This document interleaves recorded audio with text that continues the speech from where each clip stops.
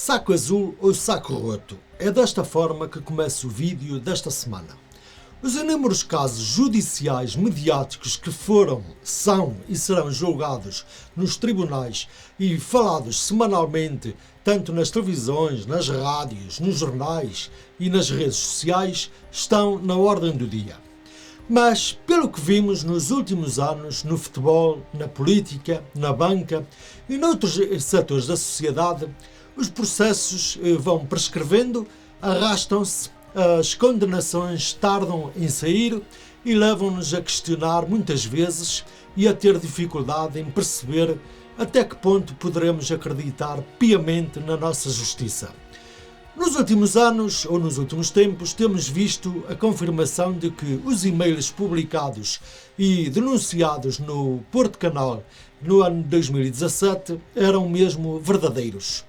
Muita gente pretendia ou queria, passar a mensagem de que estes e-mails seriam falsos ou truncados, sobretudo a comunicação social centralista deste país, para ilibar um e só um, o Benfica. A questão é que desde aí foi descoberta muita porcaria, isto para não utilizar um termo mais censurável. Casos de corrupção, branqueamento de capitais, tráfico de influências, falsificação de documentos, tiveram todos o mesmo denominador comum: o Sport, Lisboa e Benfica. Alguns casos já transitaram em julgado com condenações, outros estão em vias de prescrever e ainda existem casos em que há efetivamente arguidos, acusações e veremos se vão ou não a julgamento. A questão é que, até à data em que publico este vídeo, o Sport, Lisboa e Benfica, o principal beneficiado e envolvido em todos estes casos, foi visto sempre por este país como uma vítima e também como nada tendo que ver com todos estes casos, sem exceção. É sobre isto e muito mais do que vou falar no vídeo desta semana.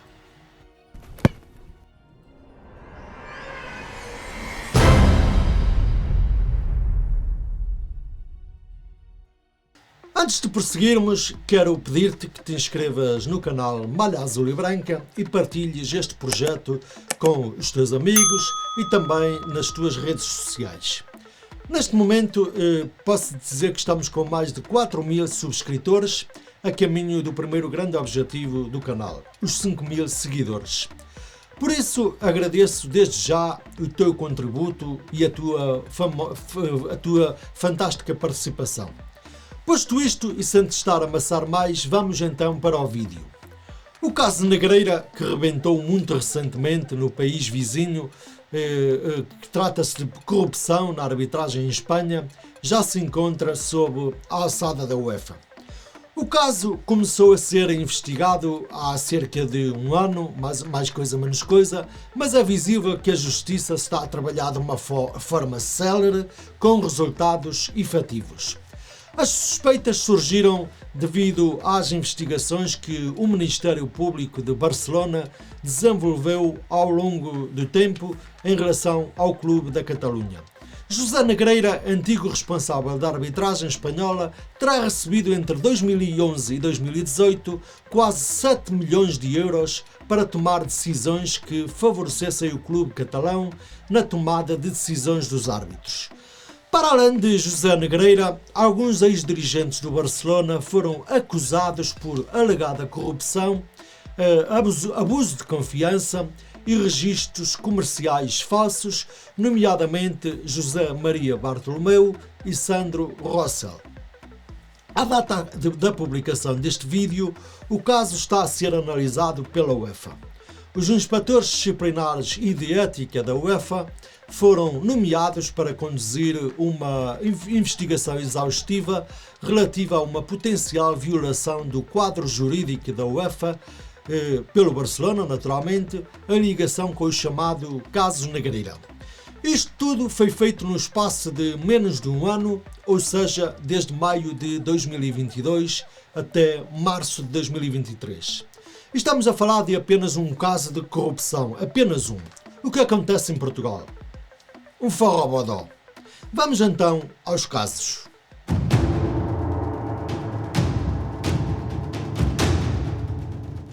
O processo dos vouchers foi iniciado na sequência de uma queixa apresentada no ano de 2015 por Bruno Carvalho, então presidente do Sporting. Investigou-se a alegada existência de corrupção do Benfica em árbitros. As ofertas, traduzidas em refeições, terão chegado aos 500 e 600 euros num restaurante do Terreiro do Paço, na cidade de Lisboa, tendo também pessoas próximas dos árbitros beneficiado destas ofertas. O caso vouchers, no entanto, acabou por ser arquivado. O Conselho de Disciplina da Federação colocou um ponto final num caso em que o presidente do Sporting acusava as águias de ofertas a árbitros, delegados e observadores.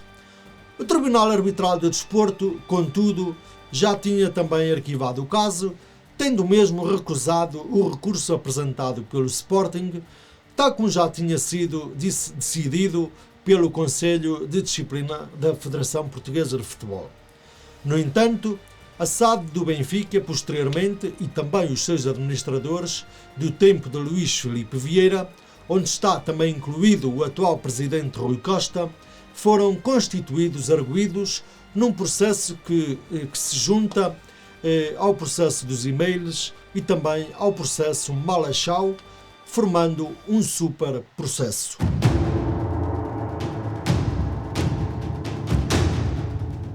Podemos assistir ao caso dos e-mails do Benfica, denunciados pelo Futebol Clube do Porto no Porto Canal em junho de 2017, que levantou suspeitas de alegados crimes de tráfico de influência, corrupção passiva e ativa por parte do emblema encarnado.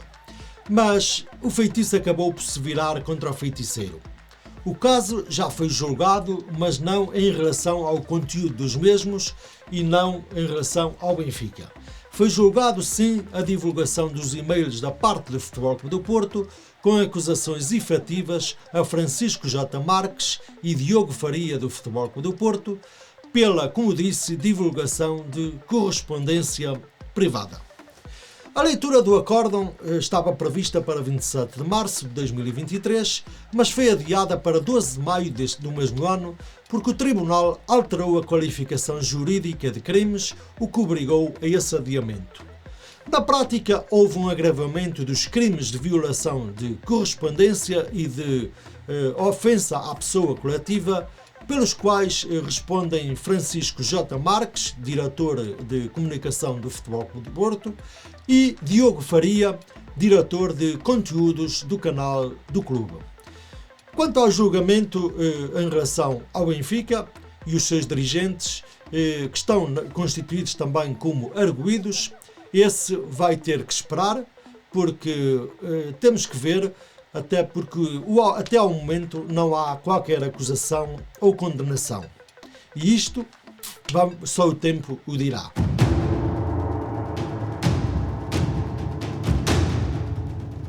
No caso Eteupeira, o Ministério Público constituiu Paulo Gonçalves, ex-assessor da SAD do Benfica, como arguido no processo que investigou uma alegada rede de corrupção na arbitragem para supostamente beneficiar o Benfica.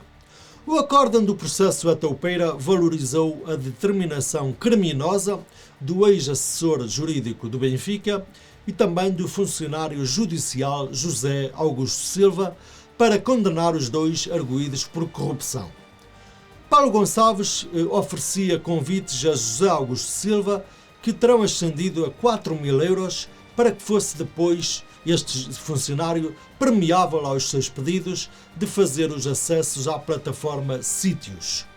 Alegadamente, Paulo Gonçalves procurou obter vantagens sobre processos em que eram visados o Benfica e os seus dirigentes. Conclusão: mais uma vez, o Benfica e os seus dirigentes não tiveram nada a ver com este crime. Os infratores, pelos vistos, fizeram tudo por sua conta e risco e, quiçá, para benefício próprio.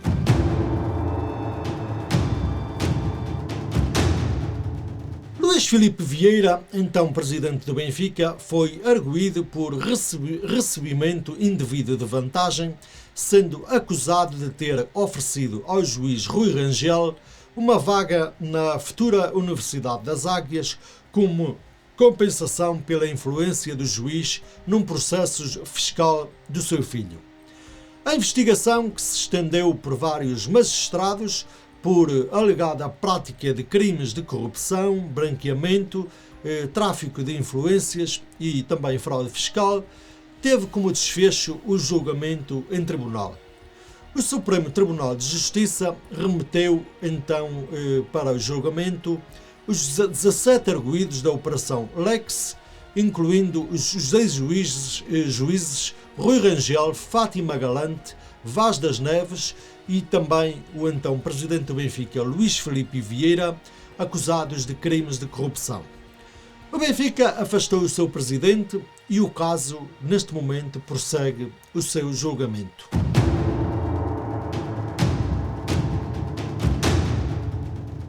A Polícia Judiciária e o Ministério Público investigam um alegado aliciamento de jogadores do Marítimo por um elemento próximo do Benfica antes de um confronto entre as duas equipas na 33ª jornada do campeonato de 2015-16. Na altura, a estação televisiva SIC falaram dois alegados jogadores dos Insulares e lançaram as suspeitas de forma anónima. Além disso, também um jogo com o Rio Ave estava na mira da investigação e que tem como suspeitos Paulo Gonçalves e César Boaventura. O Ministério Público posteriormente acusou o empresário César Boaventura de 3 crimes de corrupção ativa e um crime de corrupção ativa na forma tentada. O principal arguido na Operação Malapata terá aliciado os jogadores do Rio Ave Marcelo, Cássio e Leon, bem como o maritimista Salim, em jogos contra o Benfica, portanto na época de 2015-16, época em que o Benfica conquistou o tricampeonato e que deixou o Sporting à beira da conquista, mas que o perdeu por estes casos todos. Foram recolhidos indícios de que César Boaventura aliciou ou tentou aliciar os jogadores referidos para alterar ou falsear os resultados dos jogos com o fim de beneficiar o Benfica nessa época. César Boaventura é conhecido como empresário desportivo e que manteve uma relação de confiança e de proximidade com Luís Filipe Vieira, na altura presidente do Benfica, e consequentemente com a SAD do clube encarnado. Contudo, esta SAD, a SAD do Benfica, não pode ser acusada nem sequer penalizada pelo facto de César Boaventura não desempenhar qualquer cargo nesta sociedade. É certo que, segundo o Ministério Público, foi o empresário que abordou os jogadores referidos, que já referi acima, e para benefício do Benfica. Mas o mesmo nunca ocupou, ou seja, César Boaventura nunca ocupou uma posição de liderança no clube encarnado. Na prática, as suspeitas que visavam a SAD do Benfica foram arquivadas pelo facto de César Boaventura não ter qualquer cargo dentro do clube. Sendo assim, o infrator comete o crime, mas a verdade desportiva não é reposta. Ok, muito bem, não há problema nenhum. O Ministério Público investiga também um alegado caso de corrupção num penalti que colocou o Benfica nos lugares de Champions em 2017-18 e ainda de um aliciamento ao Vitória de Setúbal para derrotar o Futebol Clube do Porto em 2016-17. Além disso, há alegadamente 12 jogos em que os encarnados estarão a ser investigados por suspeitas de suborno. Dos 12 jogos referidos, apenas 6 têm o Benfica enquanto protagonista. Nos restantes, é apontada uma alegada tentativa de subornar os adversários nos jogos com os rivais Sporting e Futebol Clube do Porto. No âmbito da investigação, em tempos, foram também realizadas buscas a 4 sociedades anónimas desportivas e são elas o Desportivo das Aves, o Vitória de Setúbal, o Marítimo e o Passos Ferreira, num caso em que é investigada a possibilidade de cedência de atletas do Benfica que serviria como troca de favores. Pois, mas é preciso reparar que o que aconteceu a esses 4 clubes, Aves e Vitória de Setúbal, desapareceram do mapa. Marítimo e Passos Ferreira, presentemente, estão quase a descer de divisão. O Benfica, por sua vez, continua a ser a grande vítima disto tudo.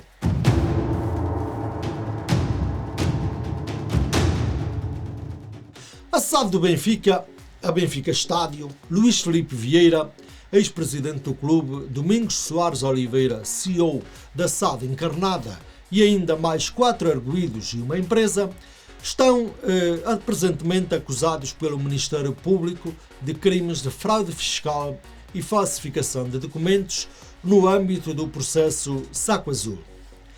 Miguel Moreira, que desempenhou as funções de diretor financeiro e também administrador da SAD do Benfica, o empresário José Bernardes e a sua empresa Questão Flexível e ainda Paulo Silva e José Raposo, acusados de falsificação de documentos, também estão na mira do Ministério Público. Supostamente, os administradores do Benfica terão, segundo se lê, canalizado 1,6 milhões de euros para a empresa de José Bernardes, que é o único arguido acusado de branqueamento de capitais. Ora, perante isto, o que é que vai acontecer? Para já, é público que Domingos Soares Oliveira vai abandonar o cargo na SAD do Benfica. E eu pergunto, por que será? O resto é deixar correr o marafim. Também as contas bancárias do ex-árbitro Bruno Paixão e de outros jogadores suspeitos de corrupção desportiva são alvos de perícias. O antigo árbitro estará envolvido também no caso Saco Azul por suspeitas de favorecimento ao Benfica e por isso os extratos bancários do árbitro ou do ex-árbitro que chegaram recentemente ao processo, tal como os de outros jogadores suspeitos de corrupção com ligações ao processo pelo qual o Benfica está a ser investigado, vão ser todos verificados devido à suspeita que existe de pagamentos feitos ao então árbitro em 2015 por uma empresa considerada o Saco Azul do Benfica. Em causa estarão tranches de vários milhares de euros transferidas para o ex-árbitro de futebol por uma empresa de José Santos Bernardes, amigo do então diretor financeiro do Benfica, firma essa que funcionaria alegadamente como o Saco Azul encarnado. E posto isto, as perguntas que se seguem e que têm que ser feitas são: será que vamos continuar a assistir a estas novelas mexicanas em que tudo fica em águas de bacalhau ou os culpados e os condenados vão ser sempre e apenas a raia miúda com as sentenças de que esses coitados fizeram as coisas por sua conta e risco e em próprio benefício? Será que é mesmo isso? Ou será que vamos continuar a ver denúncias de Saco Azul caídas em saco roto? Será então que estes processos todos serão apenas para desviar as atenções? Outra pergunta que deixo: porque é que nos últimos meses este tipo de notícias são apenas divulgadas primeiramente e direi quase exclusivamente pela TVI ou CNN Portugal, cujo seu diretor-geral fazia parte da administração do Benfica, de Luís Filipe Vieira? Direi que, no fundo, isto é muito estranho no mínimo. O certo é que perante isto tudo tenho a certeza de que vamos continuar a assistir à propagação da cartilha nos órgãos da comunicação social pelos Mauros, pelos Calados, pelos Diamantinos desta vida. Tenho também a certeza de que vamos continuar a ver a deturpação e a ocultação dos factos pela parte dos pasquins da capital, como se nada disto que falei se está a passar ou está a acontecer. E ainda tenho a certeza de que vamos também continuar a olhar para as tristes figuras que certos personagens que se dizem defensores da verdade desportiva e dos falsos moralismos fazem quando abrem a boca ou então quando usam as teclas para ilibar o Benfica de tudo o que alegadamente está acusado. Reparem numa coisa, o caso Negreira em Espanha já está sob a alçada da UEFA, como disse há pouco, e com a certeza de que vai ter um veredito célebre. Mas a panóplia de casos que envolvem o Benfica em Portugal está no estado em que está há vários anos. Porém, não se pode esperar muito. Pelo menos a minha crença é, direi, confesso, quase nula. Porque num país onde na Assembleia da República se pede que se acelere a ordem de trabalhos para ir ver o clube querido, diz muito deste país. Num país onde uma pessoa com grandes responsabilidades governamentais afirma que o Benfica estará acima da lei, mostra a credibilidade de uma nação. Ou então, num país em que o presidente da Federação Portuguesa de Futebol se indigna prontamente contra os assobios ao jogador Benfica João Mário no jogo da seleção que foi realizado recentemente em Alvalade e remete-se a um silêncio sepulcral em relação aos casos de corrupção desportiva, penso que diz tudo daquilo que se passa cá no Burgo. Ou será que o silêncio do presidente da Federação Portuguesa de Futebol terá que ver com o roubo do seu computador da sede da própria Federação? É a pergunta que fica. E é também desta forma que termino o vídeo desta semana. Na próxima segunda-feira vou regressar com mais uma live stream neste canal intitulada Na Defesa do Futebol Clube do Porto, onde estarão comigo os meus amigos habituais. Até lá, fica com um abraço.